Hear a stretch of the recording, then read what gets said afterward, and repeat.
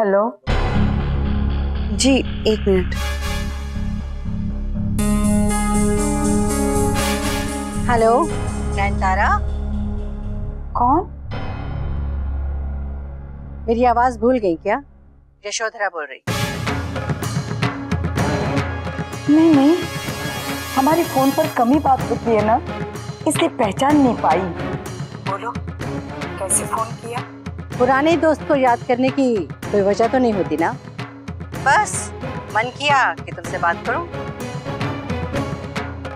कभी कभी तो मैं ये सोचकर हैरान होती हूँ कि हमारे संबंध कितने गहरे रहे हैं। हाँ यशोधरा, हाँ। पहले नारायण भाई साहब की और इनकी दोस्ती, फिर भुवन और केशव की, और अब हमारे पोते पोतियां एक दूसरे के कितने करीब आ गए। हाँ, ये तो है। वैसे तुम्हें नहीं लगता कि किस्मत बार बार हमें एक दूसरे के करीब ले आती है?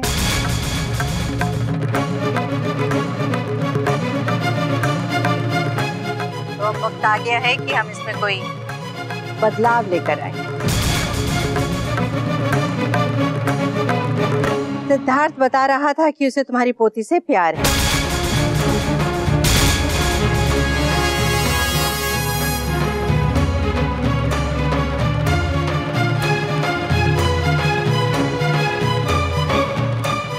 और मेरा अंदाजा है कि तुम ये बात जानती हो।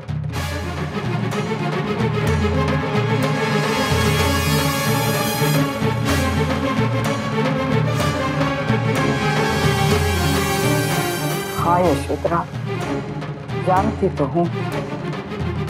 तो फिर वक्त आ गया है कि हम इस दोस्ती को रिश्तेदारी में बदल दें।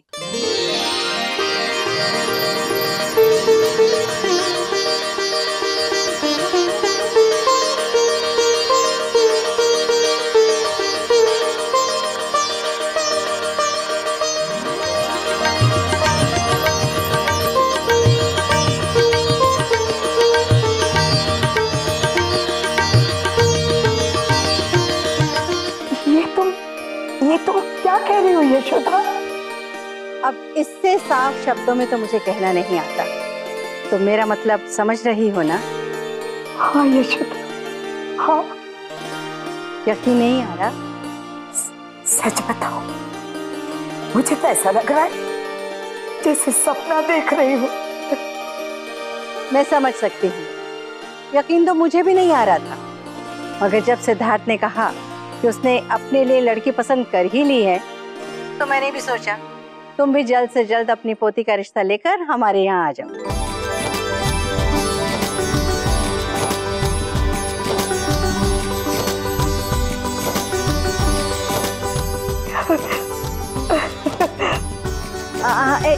एक मिनट।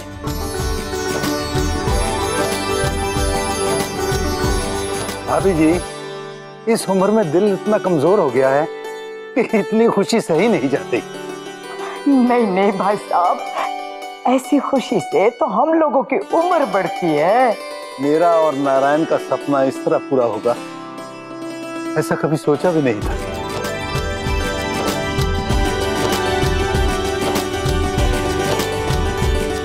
जीते रहो बेटा, जीते रहो।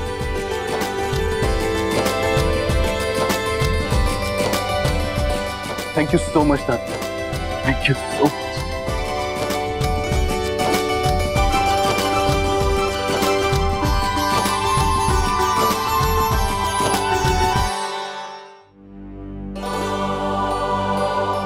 शायद कोई ऐसा तूफान उठेगा कि सब कुछ बदल जाएगा।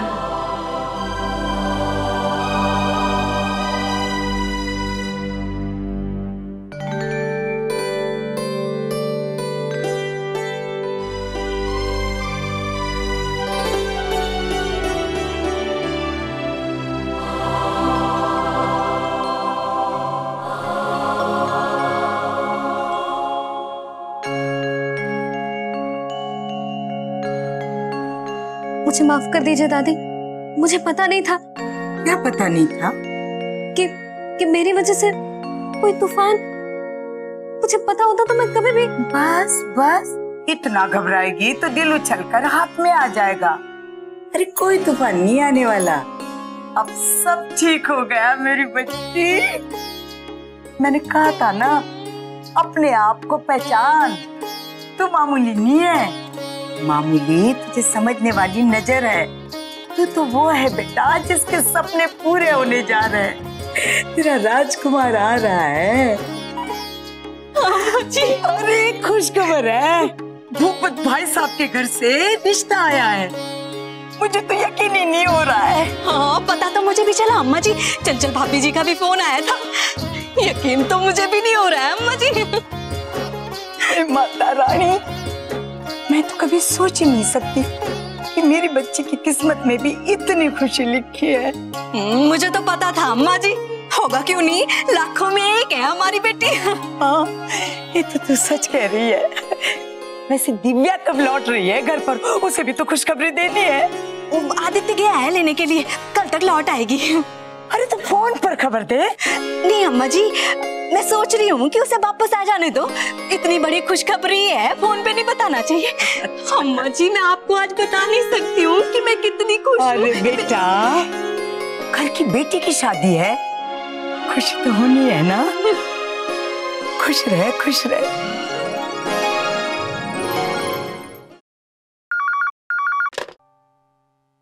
हेलो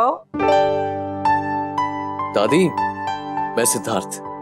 जानती हूँ, और ये भी जानती हूँ कि तुझे किससे बात करनी है।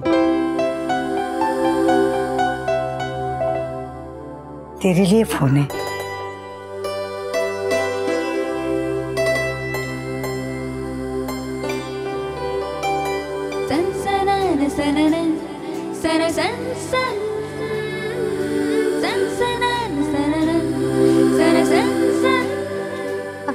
हेलो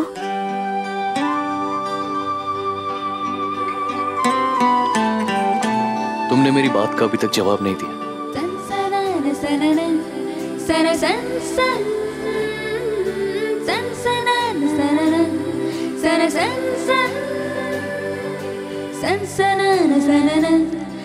मैं तुम्हारे जवाब का इंतजार कर रहा हूँ पुत्र। तुम्ही तो कहा था कि मुझे कुछ कहने की जरूरत नहीं है, तुम मेरी खामोशी पढ़ सकते हो।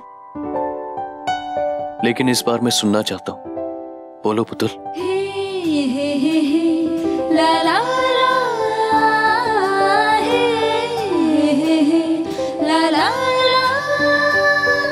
क्या बोलो? वो 3 लफ्ज जो मैं सुनना चाहता हूँ। बहुत ठंड है।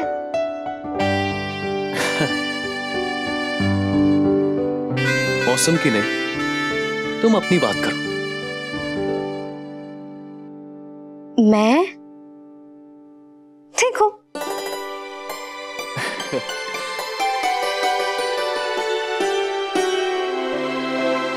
तो ठीक है, मैं खुद आके सुन लेता हूँ।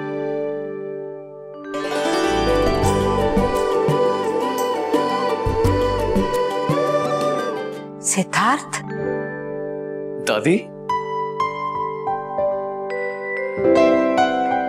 खुश रहो बेटा, खुश रहो।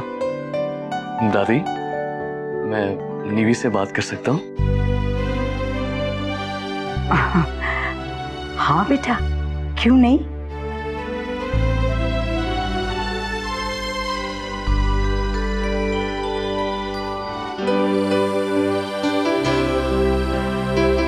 एक बात बोलूं,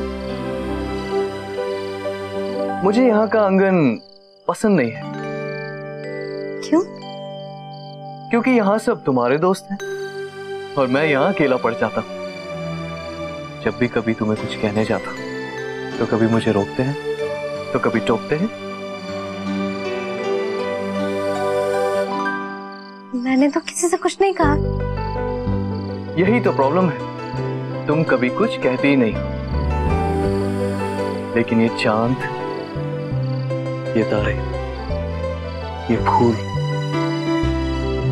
और ये पत्ते सब तुम्हारी तरफ से बोल रहे हैं कि हमारी दोस्त से जरा दूर रहो, क्योंकि उसे शर्म आ रही है।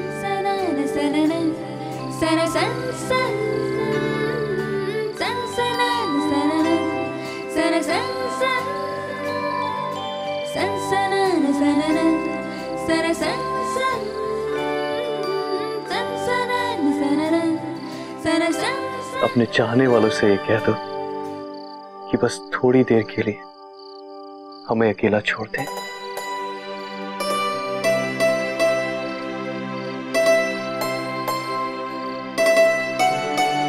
ये चांद बादलों में छुप जाए, ये तारे अपनी आंखें बंद कर लें और ये फूल रात की गोद में सो जाए, तब तुम चुपके से वो बात कहो जो मैं सुनना चाहता हूं। कह दो पुत्र, कोई नहीं सुनेगा और कोई नहीं रोकेगा तुम्हें आज। कह दो।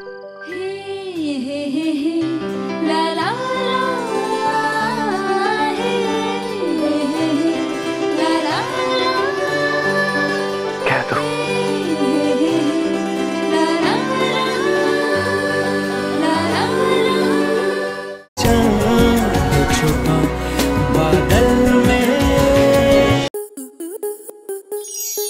आपके मनोरंजन पर अब नहीं लगेगा कोई ब्रेक।